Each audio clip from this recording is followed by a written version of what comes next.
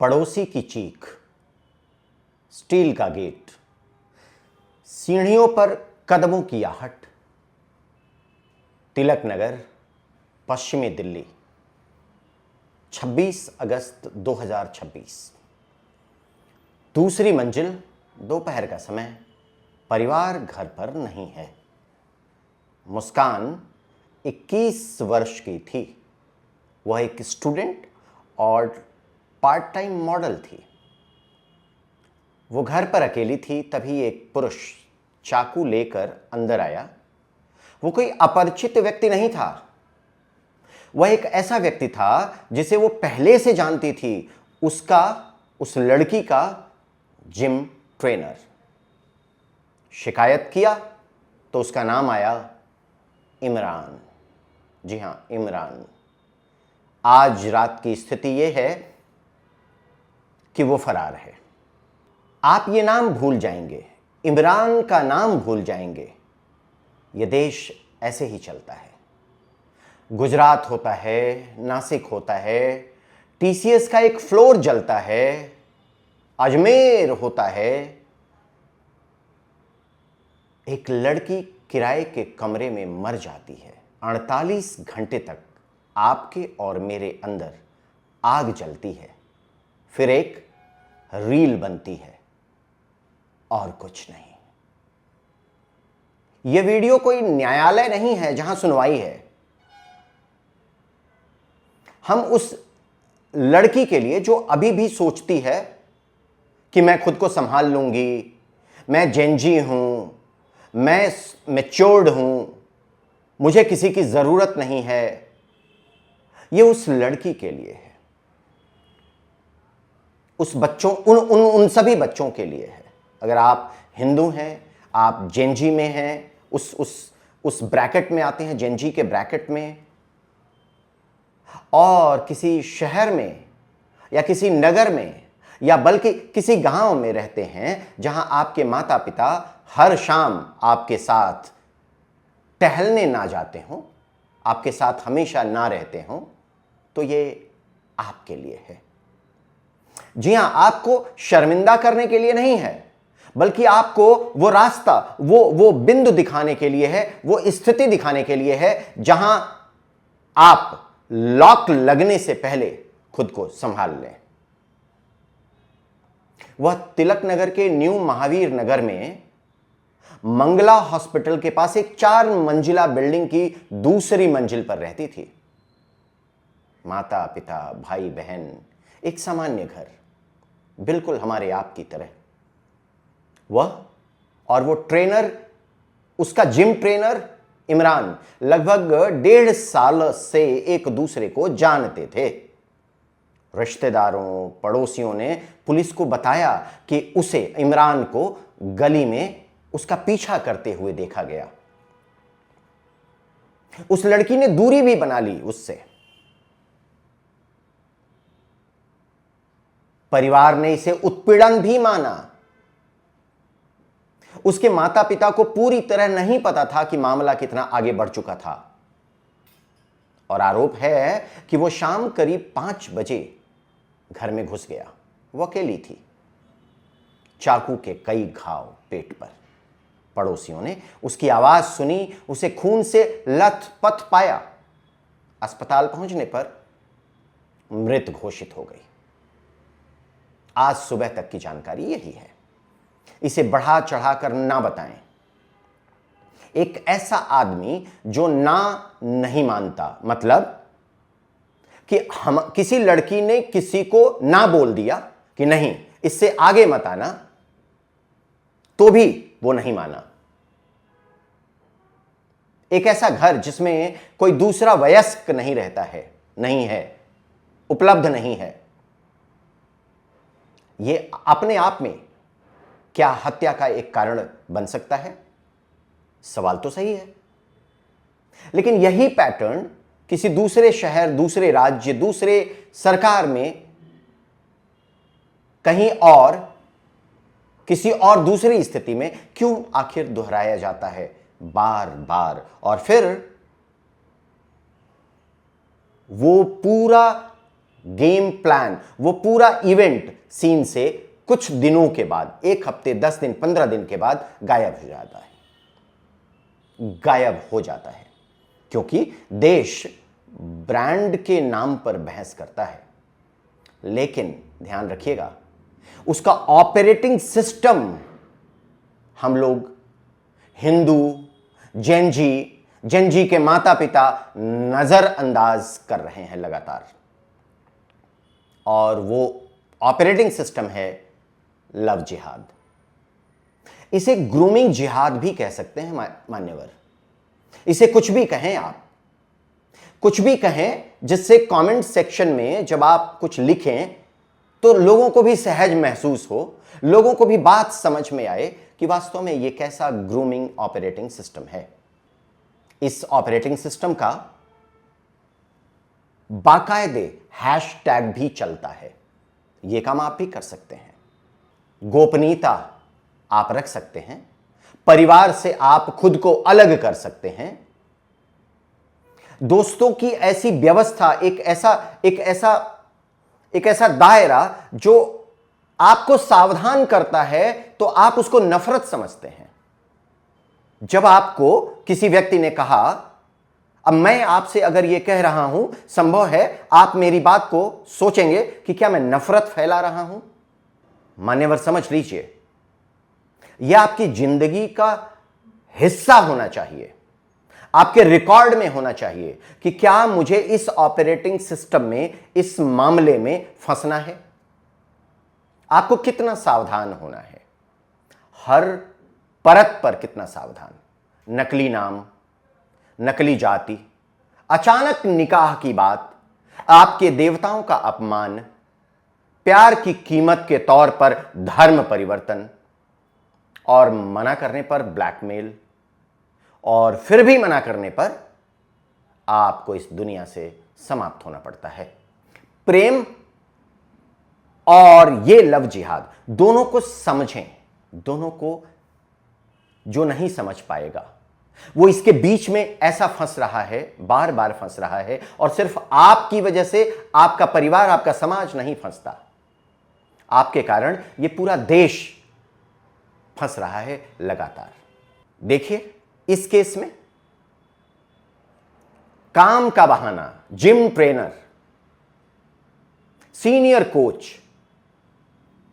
फिर कहीं regular cab driver, आपका कैब ड्राइवर, फिर किसी कंपनी का मालिक,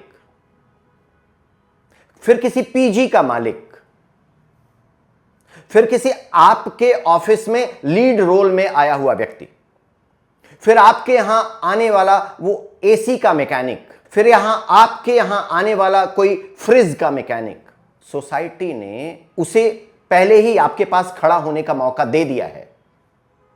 आपके लिए बहुत सारी चीजें, एक जिम में एक उदाहरण बताऊं आपको, मान्यवर, फ्री पीटी, आपको पर्सनल ट्रेनिंग दी जाती है, फ्री, बिल्कुल। तुम दूसरी जैसी नहीं हो, अरे तुम तो बिल्कुल अलग हो, तुमको तो मैं फ्री में पर्सनल ट्रेनिंग दूंगा। बस तुम खुश हो जाती हो, तुम्हें लगता है कि तुम्हारे लिए वो कुछ भी कर सकता है, और वो चापलूसी, वो उसके स्ट्रैटेजी का, उसकी प्लानिंग का एक हिस्सा होता है, वो एक चाल होती है। आपको ऐसा कुछ बताएगा और कहेगा कि तुम अपने भाई को मत बताना, तुम अपने माता पिता को मत बताना, तुम्हारे माता पिता ये सब नहीं समझेंगे, तुम्हारा भाई ये सब नहीं समझेगा, और तुम नहीं बताती। क्या ऐसा तुम्हारे साथ कभी होता है? यदि हां, तो ध्यान रखें, ऐसे लोग आपके जीवन के साथ खेल रहे हैं और आप फंसने वाले हैं, और आप उस प्लानिंग के हिस्से में हैं जिसको कहते हैं, उस ऑपरेटिंग सिस्टम को कहते हैं लव जिहाद।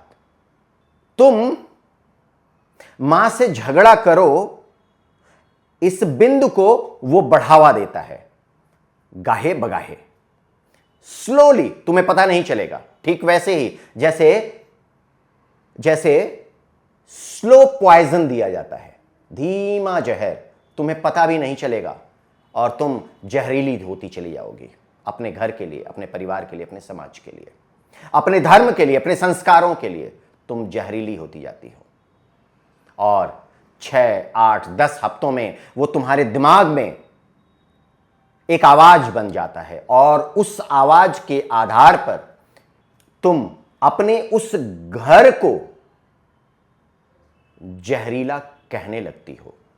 तुम्हें वो जहरीला लगने लगता है। उस घर को जिसने तुम्हें पाला पोसा, जिसने तुम्हें लाडली बनाया, जिसने तुम्हें राजकुमारी की तरह रखा, और तुम कहती हो अब मैं आजाद होना चाहती हूं अपने उस घर से, अपने उस माता पिता से। ये उसका कब्जा है।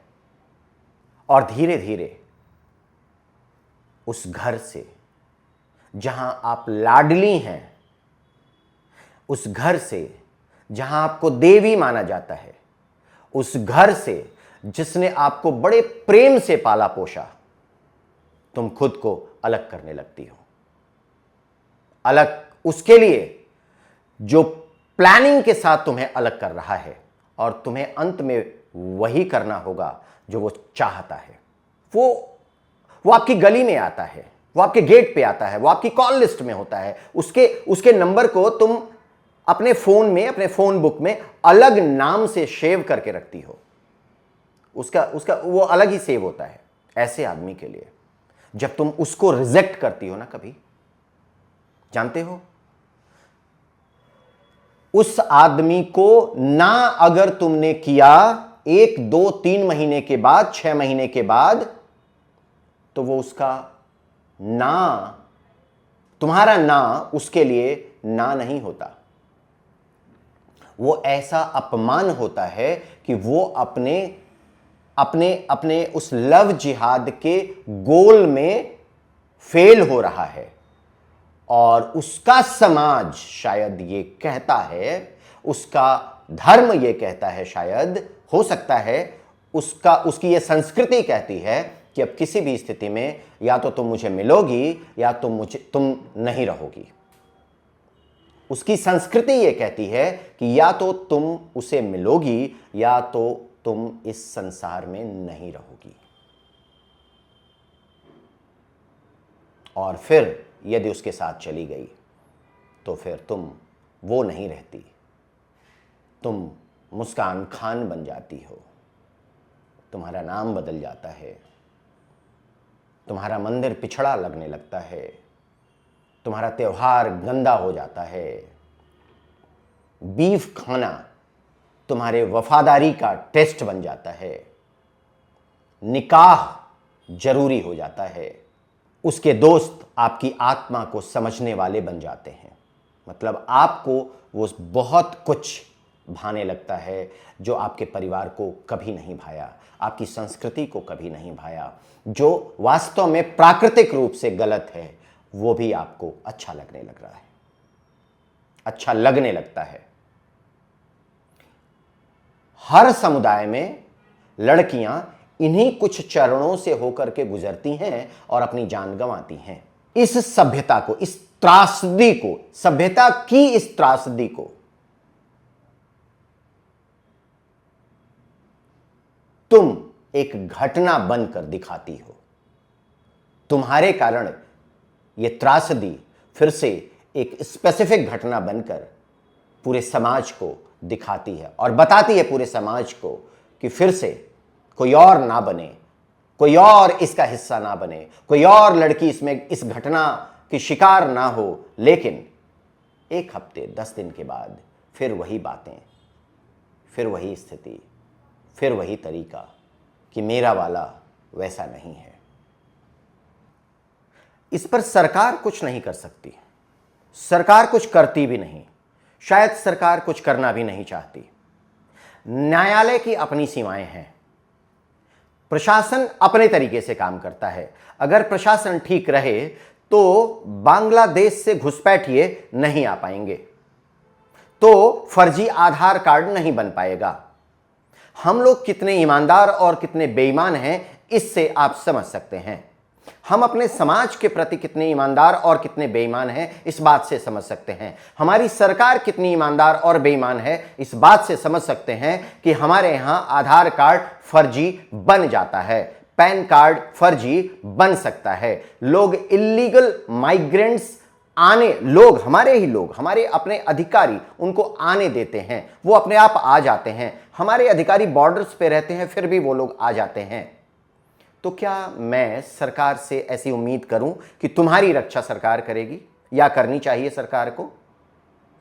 तुम्हारी रक्षा खुद तुम्हारे माता पिता भी नहीं करते। तुम्हें पता है क्यों? क्योंकि तुम्हारे माता पिता, हमारे माता पिता या हम जैसे लोग ही इस सरकार में हिस्से में हैं, इस सरकार के हिस्से में हैं, इस सरकार में नौकरी करते हैं, हमारे आपके घर वाले ही करते हैं। और उनके कारण ही कुछ गंदगियां जो ऑलरेडी सरकार के थ्रू होती हैं वो हो रही हैं। तो इसका मतलब यह हुआ कि तुम्हारे माता पिता भी तुम्हारी रक्षा नहीं करना चाहते। तुम्हारे माता पिता संभव है पुलिस में हो, प्रशासनिक और व्यवस्थाओं में हो, न्यायालय में हो, लेकिन वो कभी दूसरों के केस में जो तुम्हारी तरह का होता है दखल नहीं देते हैं। तो फिर तुम्हारी केस में जो माता पिता पड़े हैं वो भी दखल नहीं देते हैं। और यह स्थिति है सरकार के नैतिकता की, सरकार के नीचे काम करने वाले लोगों के नैतिकता की। तो क्या तुम्हें अपनी रक्षा खुद करनी पड़ेगी? हां, तुम्हें खुद करनी पड़ेगी। तुम्हें यह समझना पड़ेगा कि वास्तव में तुम्हारा अपना कौन है। तुम्हें यह समझना पड़ेगा कि तुमको कहां से किसके साथ संबंध बनाने हैं, कौन से ड्राइवर के साथ तुमको जाना है, कौन से दुकान से तुम्हें सामान खरीदना है। क्योंकि अगर उसके दुकान पर तुमने सामान खरीदा जिसकी निगाहों में वो लव जिहाद चल रहा है, तो निश्चित रूप से 10 दिन, 20 दिन, 50 दिन तुम सामान खरीदते रहो, किसी ना किसी दिन तुम उसकी नजर में आ जाओगी। तुम्हें समझना है महोदया, तुम्हें समझना है। यह तुम्हारा ही काम है, तुम्हारे माता पिता का नहीं। क्योंकि तुम्हारे माता पिता ऑलरेडी किसी और पैसा कमाने के चक्कर में पड़े हुए हैं, उनको कोई मतलब नहीं है। जब वो माता पिता बनते हैं या फिर तुम जब माता पिता बनो तो तुम भी पैसा कमाने में लग जाना और फिर तुम अपने बच्चों की चिंता छोड़ देना। क्योंकि बच्चे तो बच्चे हैं, जैसे चाहें वैसे स्वतंत्र होना ही चाहिए उनको। तुमको मातृशक्ति कहकर तुमको यह बताया जा रहा है बार बार कि तुम कुछ भी कर सकती हो, स्वतंत्र हो, स्वच्छंद हो। और तुम इतनी स्वतंत्र हो कि तुम हर बिंदु पर प्रश्न कर सकती हो। अपने माता पिता से प्रश्न करो, अपने भाई से प्रश्न करो, किसी की बात न सुनो, यही तुम्हारी स्वतंत्रता है, ऐसा कहा जाता है। और फिर इसका फायदा बस जिम ट्रेनर, वो ड्राइवर, कैब का ड्राइवर, वो बस का ड्राइवर, वो दुकान वाला, वो टैक्सी वाला, वो ऑटो वाला, बस तुम्हारा फायदा वो उठाएगा। सावधान बनो, सुरक्षित बनो, प्लानिंग के साथ, उनके प्लानिंग के खिलाफ। धन्यवाद।